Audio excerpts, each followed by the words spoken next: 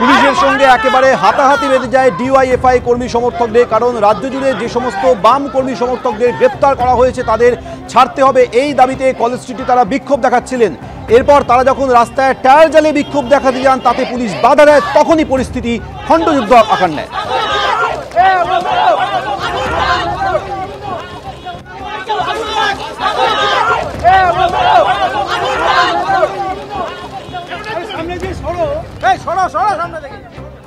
Police বাহিনী মোতায়েন রয়েছে, তুমি দেখতে পাবে কলেজ স্ট্রিটে এই মুহূর্তে পুলিশ বাহিনী মোতায়েন করা হয়েছে।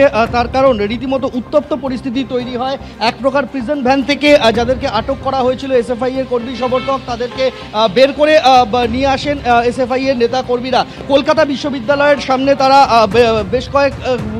বেশ কিছুটা সময় ধরে তারা পথ অবরোধ করেন। তার আগে কলেজ স্ট্রিটের মোড়ে অবরোধ করাকে কেন্দ্র করে এই উত্তপ্ত পরিস্থিতি তৈরি হয়েছিল।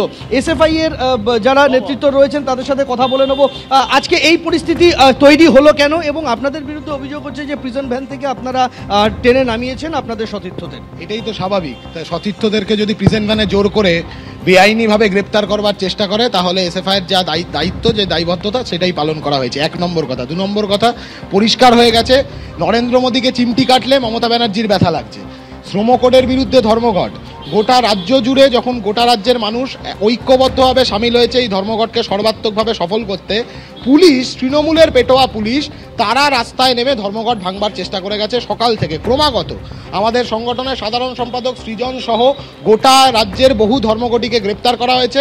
তাদের মুক্তির দাবিতে আমরা মিছিল করছিলাম, সেখানে পুলিশ আক্রমণ করে ছাত্রীদেরকে রাস্তায় ফেলে মেরেছে। বুট দিয়ে, পুলিশের বুট দিয়ে লাথি মারা হয়েছে ছাত্রীদেরকে। তারপরে গ্রেপ্তার করবার চেষ্টা হয়, প্রিজন ভ্যান ব্রেক করে, প্রিজন ভ্যান ভেঙে কমরেডরা তারা বেরিয়ে এসছে, একজনকেও আটক করতে পারেনি। এটা প্রমাণ হয়েছে এই রাজ্যের বুকে তৃণমূলের পেটোয়া দলদাস পুলিশের জোরের থেকে ছাত্রদের জোর অনেক বেশি।